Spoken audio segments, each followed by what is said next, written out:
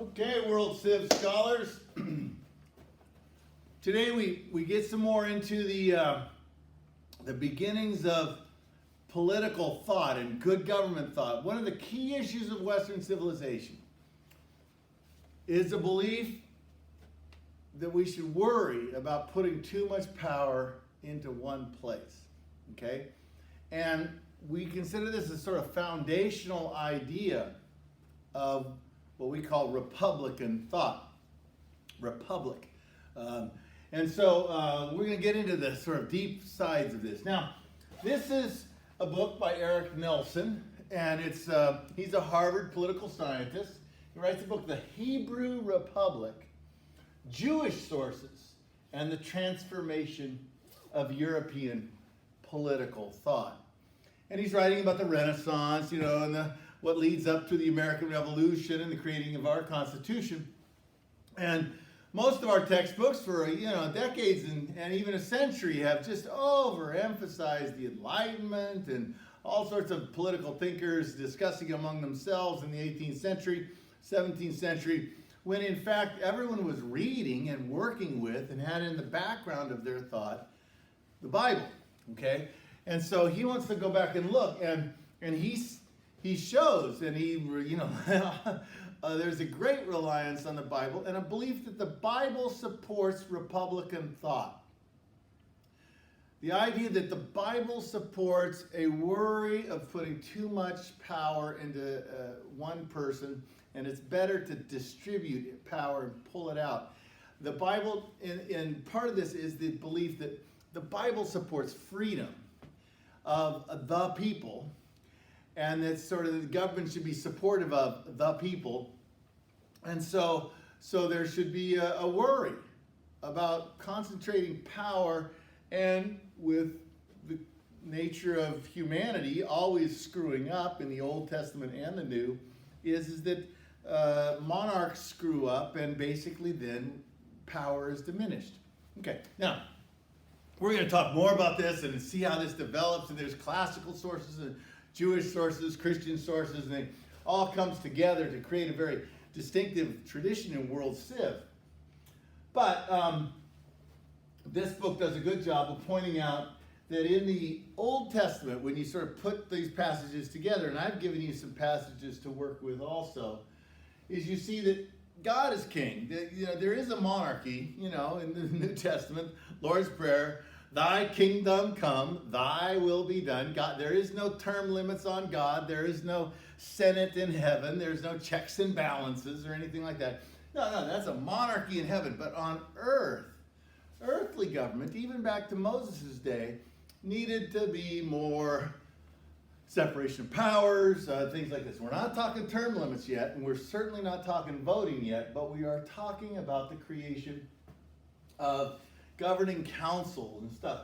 And so one of the key issues that we see in the Hebrew scriptures is that the priestly class is separate. Only the one member, the high priest, sits on the governing council. This is different from the Sanhedrin in the New Testament. This is the Old Testament, but it's the idea that you have, and this term Sanhedrin is a Greek term for sort of councils. And you have lesser Sanhedrins, and then you have this grand governing council. And I gave you the passage in which the Lord says to Moses, bring me 70 of Israel's elders, leaders and officials among the people, and bring them to this tent of meeting, and they're going to help you govern. Okay? So there's a dispersion of power. We already saw sort of dispersion of power between him and his brother and his sister too. So what's interesting here is that for people in the Middle Ages and on up through the Renaissance and then on into the founding fathers who founded the United States, they most often read their Bible in Latin. Okay? And in Latin, this is the word for elder. So gather 70 senes. And this is the same word that we use today for a senate. Okay? So sen with an A-T-E on the end is the house of the old people, the house of the wise elders. And so So what you have is the God in the Bible telling Moses to create a Senate. Now, there'll also be classical traditions that go along with this, which with the Romans will have a Senate. But when the United States or something gets around to creating our Senate, we have two grand traditions. One is a classical Roman and the other is a Jewish Hebrew scriptures. The idea of creating a Senate. Now, in the New Testament, we also get, this is the Greek. In the New Testament in Greek, this is the word Presbyterian, okay? And so that's the word for elder, like in the prodigal son story. The kid goes out and his older brother. Well, that's the Presbyterian brother. It's the older brother. And so the church, we have a church called, I'm a Presbyterian. I go to a Presbyterian church. Well, that word is in the New Testament is also a type of Senate. So you create when the elders are told to create a body of, believers who they sort of guide churches, the elders. Well, that's to create a Senate. Okay, so just getting at wow, there's roots. There's really interesting roots to the way we think today. And so with Moses and Joshua, you had a type of centralization of power with a Senate. In the book of Joshua I gave you, there's all sorts of lesser Sanhedrins and stuff. But you had these two figures, Moses and Joshua. After Joshua, you don't. Here's where we see the rise of what are called judges. Now, Jethro, to Moses' father-in-law had recommended judges to him. And this office of judge sort of rises up to become all important. And this is Deborah. Deborah sits under a tree. She's a judge.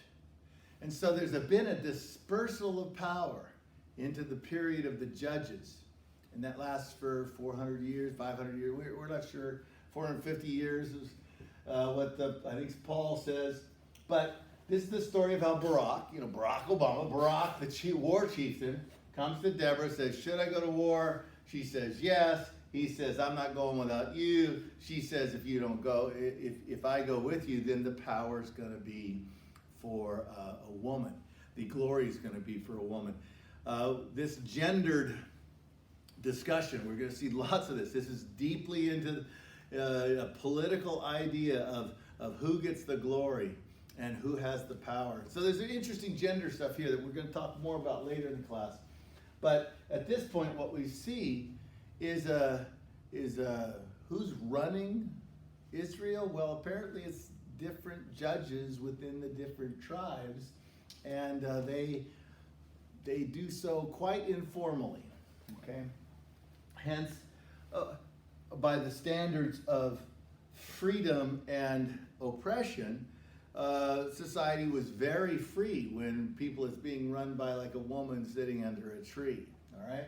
Well, what happens at the end of this period of judges? This is Samuel. Samuel had you read Samuel 8, the 1 Samuel 8. The judges had become a type of dynasty. So if you're a judge, your son's a judge. Well, Samuel's sons are no good.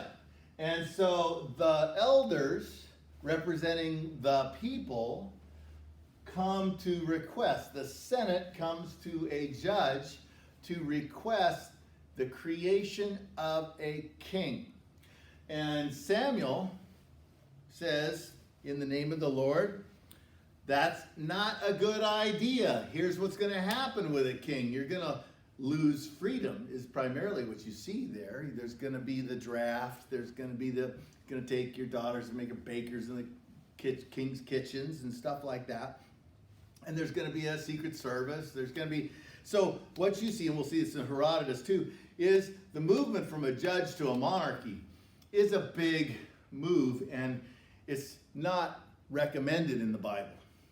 The people want it. The people do want it in their sort of sinful screw-upness. And who do they get? Eventually they get David. Okay, King David. And King David is, a very interesting guy in the Bible and all sorts of stuff, but he's a huge screw-up, major dysfunctional family. bad king for most of the time, and in the big picture of things fulfills Samuel's warning. You know, bad idea, kings. Now, what we want to do is not overplay that, because monarchy does sort of go along and throughout the, you know, and there's a whole tradition of monarchy stuff that develops. But at its root, and this is what the people in the Renaissance read, this is what people read their Bibles, and they read their Bibles that God warning about putting too much power into a king. So King David creates Jerusalem. You get a walled city, palaces, all the stuff that Samuel had warned about. Let's go over to Plutarch. This is a classical source, a Roman source written in Greek about the same time as the Gospels were written in the New Testament. Plutarch's amazing, and we'll talk more about him. But he writes the story of the founding of Athens. And he sees it tied to the story, which has come down to him, and he's reporting to us, and gathering and organizing it and stuff, is the story of Theseus. Okay? And Theseus is born in Trozen. Okay, here's Attica. There's Athens today. Trozen's down here. This story here that you'll read. He then crosses over, meets his dad, Aegeus, in Athens. His dad, it was a little fun little story there, but then recognition, your son. But then Theseus is a good guy, and he wants to save Athens from being under this tyrannical system, which is that Hunger Games thing, where we got to send our kids down to be killed by the Minotaur in this maze. So Theseus goes down there, volunteers himself, goes down there, saves the day, kills the Minotaur, but screws up coming back, and his father, in this screw up, jumps off and kills himself in the sea. And that's why the sea is named the Aegean Sea. It's after Theseus' dad. Theseus then becomes king, and he wants to do the right thing for his people. He wants to gather them together as a city. They had been spread out over the peninsula of Attica. Gather them under an acropolis where they can, it's a siege, you know, a city. There's water up on top of that. They can protect themselves on top. So gather in close, huddle in close, and if we're attacked, we can get on top of the acropolis. So it's a good idea, and it's for the people, but not everybody's for it, especially the rich and powerful people, the landowners, all sorts of stuff. So it mentions that how does Theseus get them to agree with him? Theseus steps down from a monarchical position. He still has power. He's like a president, but he steps back from power. See, there's people who grab power, and then there's people who give up power. And the most important people in our class for the grand traditions are going to be people who give up power. Okay, so this is the first of these people in our class who are willing to give up power. We're going to see another one like Lycurgus and also Solon next time. So let's go on. But we're seeing the roots, the seeds of separation of powers, enhancement of freedom. And it's all rooted in a fear that we don't want to put too much power in one place for too long.